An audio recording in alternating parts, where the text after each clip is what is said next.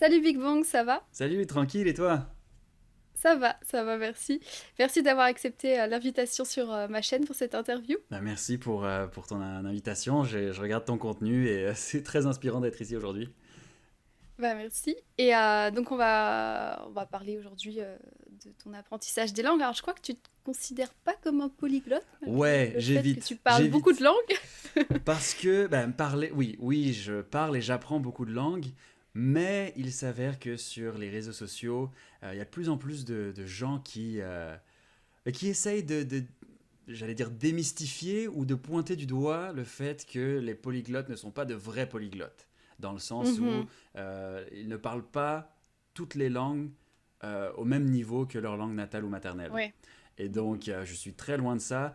Et je préfère aussi dire que je suis un acteur, un, quelqu'un qui performe, ou bon, j'ai plus le mot en anglais, perform, qui serait peut-être un faux ami, mais quelqu'un qui veut divertir D'accord, et ouais. qu'un apprenant de langue, même si c'est ce que je fais et je suis passionné par ça. Donc j'évite le mot polyglotte, Mais encore plus. j'avais vu ça, oui. Ouais, c'est ça. Donc je dirais c'est ça. Mais comment on dirait ça en français? Ouf. Un divertisseur, Un anim... un animateur, ouais. un Animateur, animateur c'est très bien, peut-être, ouais. ouais. Animateur, acteur, je préfère. Linguistique, ok. Exactement, ouais. Alors du coup, est-ce que tu peux te présenter un peu plus sur qui tu es, ce que tu fais, d'où tu viens? Ouais, alors moi, je viens de France.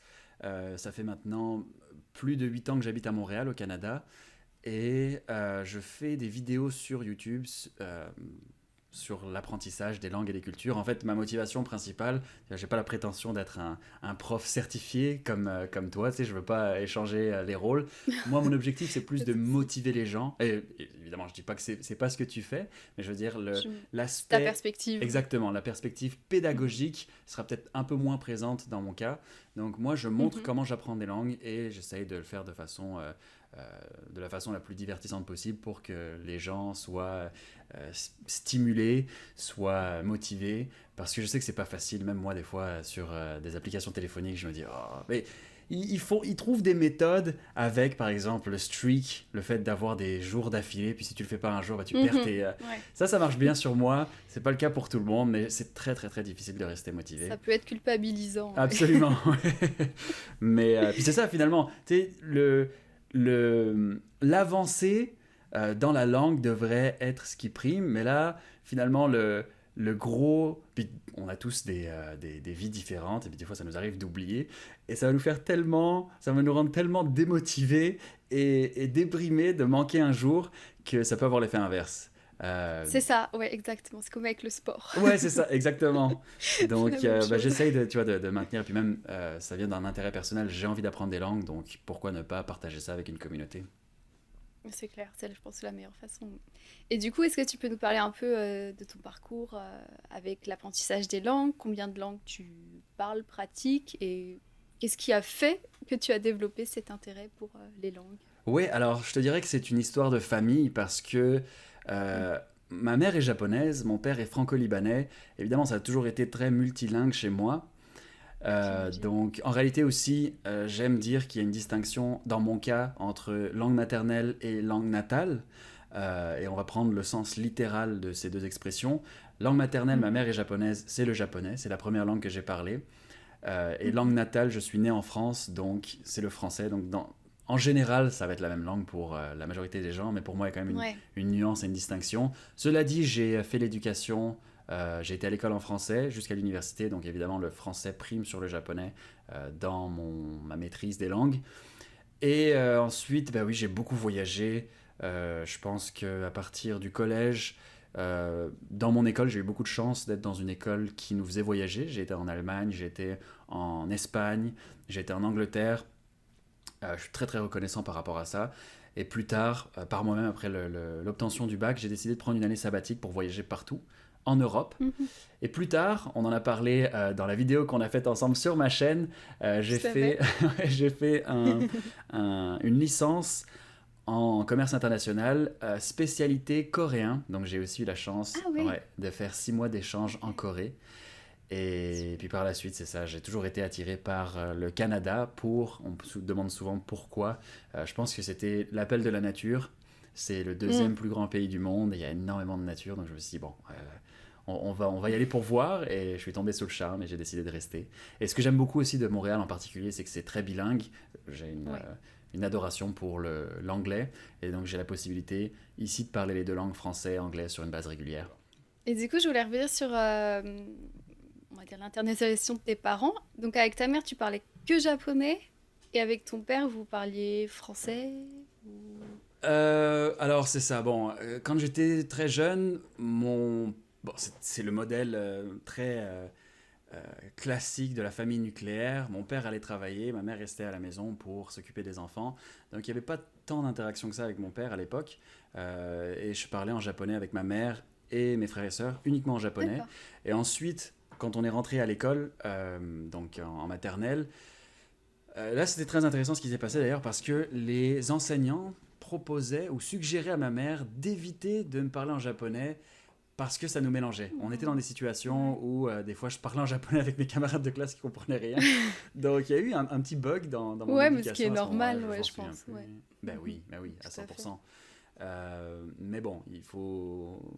Le côté un peu moins beau de ça, c'est que on se moquait aussi un peu de nous parce qu'on était les seuls asiatiques de l'école. Et donc très vite, moi et mon frère et ma sœur, on a décidé d'arrêter de parler en japonais. Mhm. Et c'est là que le français a rattrapé. Ça s'est fait très très vite. Ouais, quand En t'es enfant. 3 ans, je pense. Ouais. Mhm. Mais aujourd'hui, c'est ça qui est assez intéressant. C'est que moi, j'ai réappris le japonais. On a tous des niveaux très très différents de japonais. Et j'ai même un frère qui habite au Japon. Et c'est ça. Je pense qu'il côtoie plus de français, de francophones ou d'anglophones là-bas. Donc finalement, même lui dit qu'il s'améliore. Bah, il parle très bien, je l'ai entendu parler.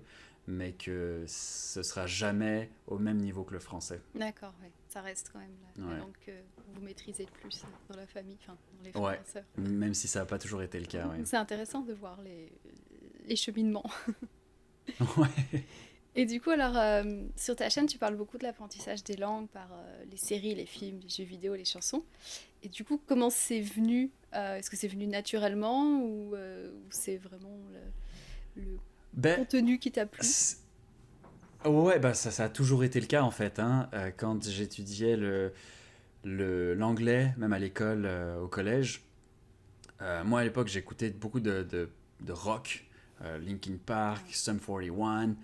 D'ailleurs, ce qui est intéressant, c'est que j'ai appris que la majorité de ces groupes venaient du Canada. Ah Même oui. Sum 41, Simple Plan, C'est il y pas avait qui mal, d'autre ouais. Nickelback. Ouais, ils viennent tous du Canada, ce que j'ai appris en arrivant ici.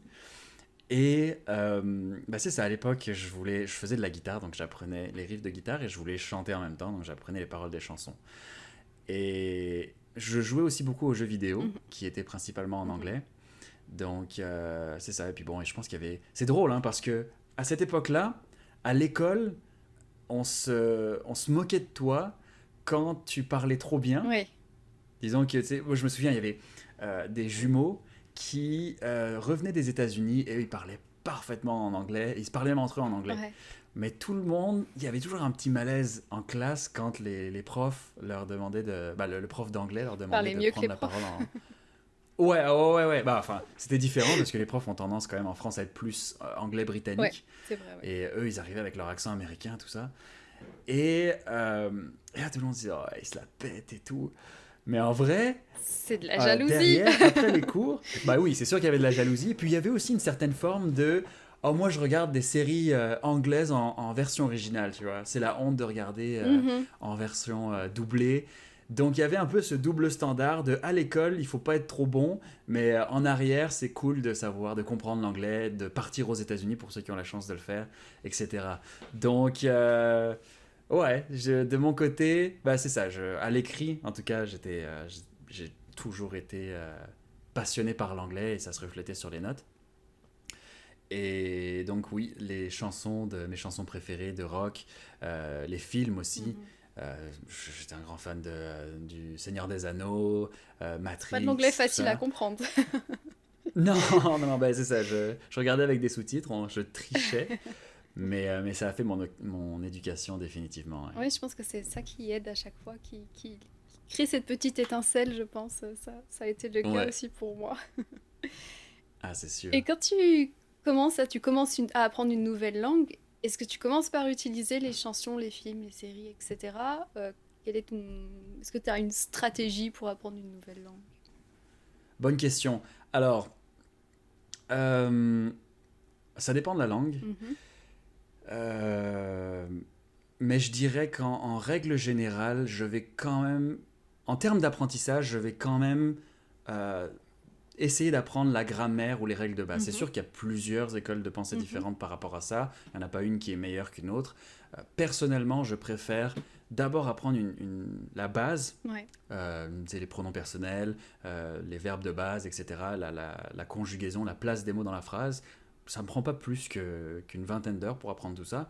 Et une fois que j'ai bien saisi comment fonctionne la langue, là, je vais tout de suite commencer à regarder des films, des séries, écouter de la musique. Cela dit, il arrive souvent que je regarde d'abord du contenu dans une langue et que je me dis ah, c'est cool, j'aimerais bien ouais, l'apprendre. Et donc, ce qui s'est passé avec l'espagnol, c'est ça, c'est des chansons. Moi, je danse la salsa, j'écoute aussi du reggaeton, tout ça. Pas forcément les meilleures paroles à apprendre, mais c'est sûr que ça m'a influencé dans l'apprentissage de l'espagnol. Et puis bon, comme toi, j'avais commencé à apprendre l'espagnol au collège, au lycée. Et c'est sûr qu'il restait quand même une base, Mhm. surtout que, bon, quand tu écoutes les paroles, peut-être que tu comprends pas tout, surtout qu'il y a aussi la contraction des mots, etc.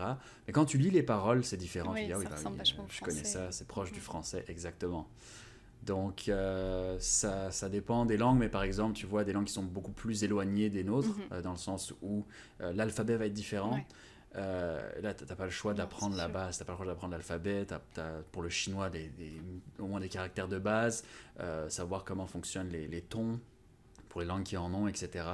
Donc, ouais, ça dépend de la langue, mais personnellement, c'est ça. Je prendrais du temps pour apprendre la base. Mhm. Et du coup, en fait, combien de langues tu parles? Je sais plus si on a... Je crois On qu'on n'en a a pas raté parlé, cette non. question, mais je pense que Alors, c'est c'est difficile de important. mettre un nombre là-dessus. Ouais.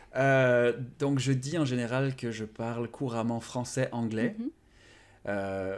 japonais aussi, et que je peux avoir une conversation, disons B1, B2 en espagnol, euh, allemand, coréen, et un niveau peut-être A2 pour le chinois.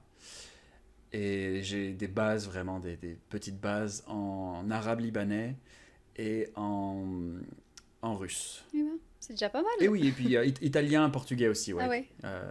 Avec un, bah c'est ça. J'ai essayé, grâce à l'espagnol, d'aller chercher les autres langues qui étaient Oui, proches. bah du coup, ouais. Et Mhm. Ça aide. ouais. Ok, super. Et est-ce que tu as une expérience assez marquante, intéressante avec justement une chanson, un film, une série ou un jeu vidéo qui t'a aidé à comprendre une langue ou à l'apprendre ou à... Je sais pas, quelque chose de marquant qui t'a marqué avec un contenu dans une autre langue? J'essaye de voir, c'est une bonne question. Euh, Bah là c'est ça, j'avais parlé du Seigneur des Anneaux de Matrix. Ce qui est intéressant aussi, c'est que Seigneur des Anneaux, c'est beaucoup plus de l'anglais britannique. Matrix, c'est plus de l'anglais américain. La question était de savoir, est-ce que je préfère... Parce qu'en France, c'est vrai que j'avais tendance à sonner un petit peu plus britannique. D'accord. Et je faisais beaucoup d'allers-retours avec l'Angleterre, j'ai encore des amis là-bas. Mais finalement, je me suis rendu compte que euh, l'anglais américain est quand même mieux compris au niveau international. Mhm. Et j'ai aussi commencé à travailler pour une entreprise américaine en 2016-2017. Et à ce moment-là, ça devenait une distraction. Les gens me posaient des questions sur mon accent, d'où je venais, et ça m'empêchait de travailler finalement. Donc j'ai décidé à ce moment-là de Changer rendre ton mon accent un accent. peu plus, ouais, exactement, Ok. plus standard nord-américain, pour éviter que ça devienne une distraction, même si justement il y avait cette réputation de l'accent britannique qui était oh waouh, tu as l'air tellement intelligent, ou oh, c'est tellement romantique. Tu sais, il y a un peu cette image en Oui, Amérique du Nord. je vois. Quoi qu'on a aussi cette réputation aussi pour le français, donc c'est pas non plus perdant. Mais c'est ça. Par rapport à un contenu qui a vraiment influencé mon apprentissage, c'est très niche, hein, mais un jeu vidéo qui s'appelle Resident Evil 4 sur la GameCube aussi, qu'ils ont sorti sur la Wii. Le personnage principal qui s'appelle Leon, qui est un officier qui dans le premier jeu et le Resident Evil 2, je me suis vraiment inspiré parce que c'est là que je me suis rendu compte que l'anglais américain, c'est cool.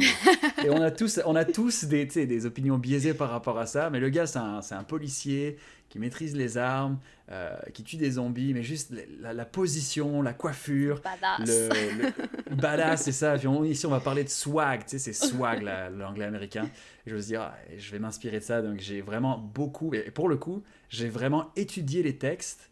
Je les ai répétés pour essayer d'avoir un accent qui ressemble à ça, en sachant que, étant donné que c'est un jeu vidéo, ils vont quand même essayer d'avoir un accent standard, Ouais. même si c'est clairement américain, mais ça va pas dans l'exagération de l'accent texan, par exemple, ou de l'accent new-yorkais, ou de Boston, ou de Californie, ils ont plein d'accents aux États-Unis.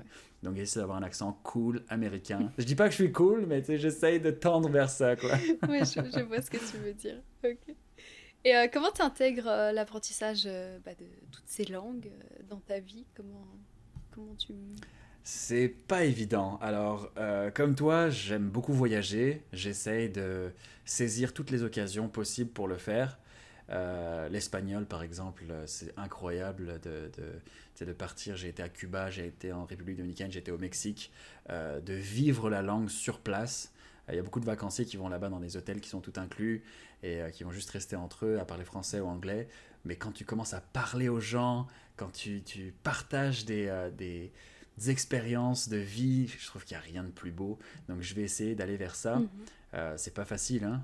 Encore une fois, l'une des raisons pour laquelle je vis ici à Montréal, c'est de me permettre d'utiliser les deux langues, de continuer à me développer dans ces deux langues, en français comme en anglais.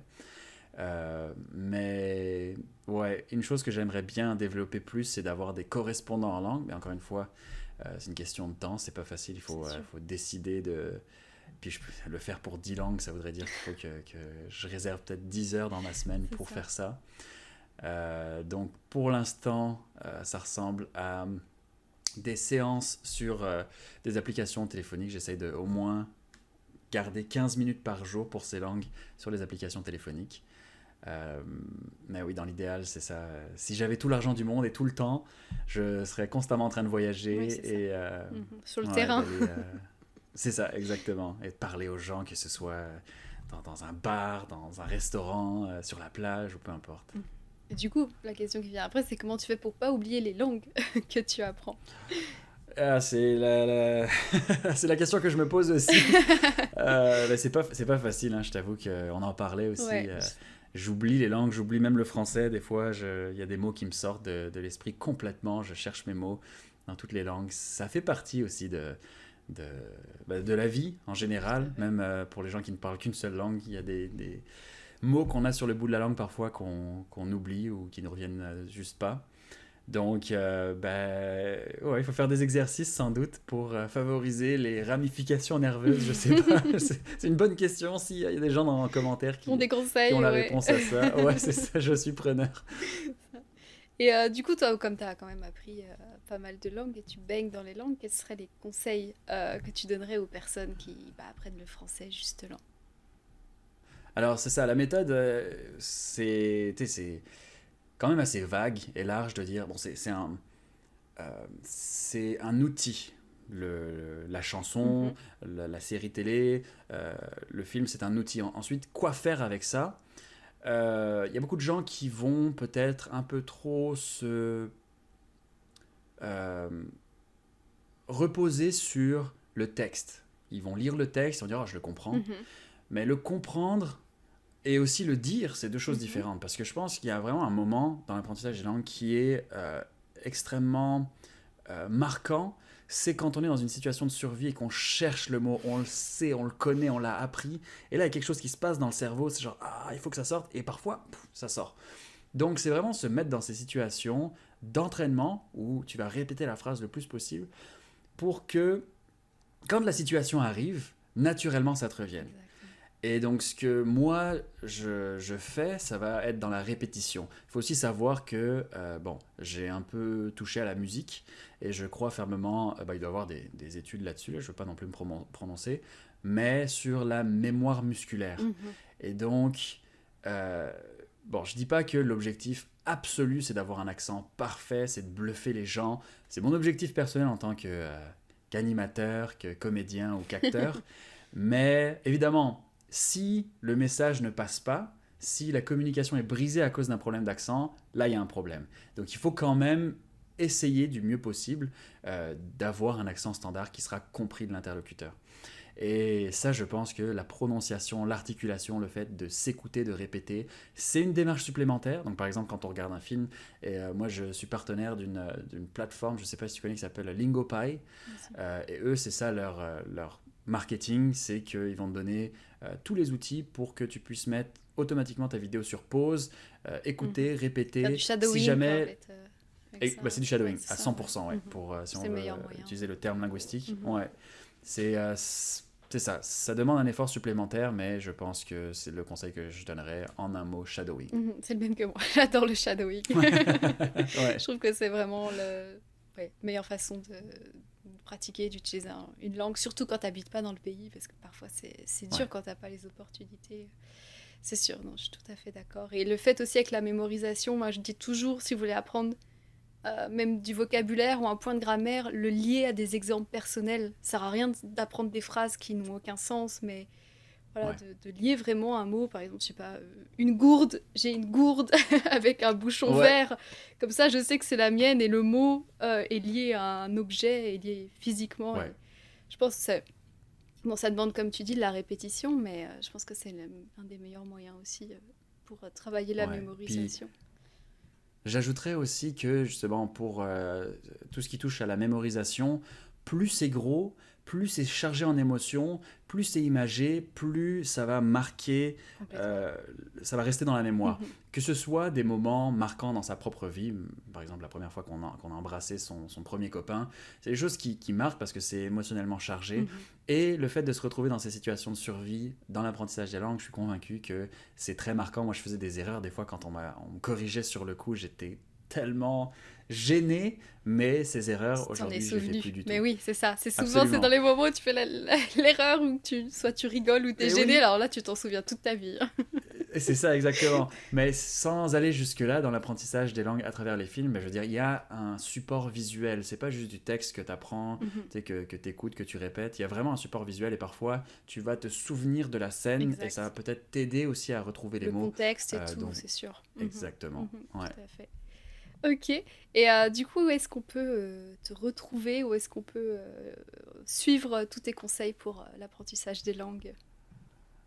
Je travaille sur beaucoup de choses. Je dirais que ma plateforme principale, c'est YouTube, Big Bang. Sinon, je suis aussi sur les réseaux sociaux bigbang.official sur Instagram, Facebook. Je travaille sur plein de projets. Ça devrait arriver assez vite, j'espère, avant la fin 2023.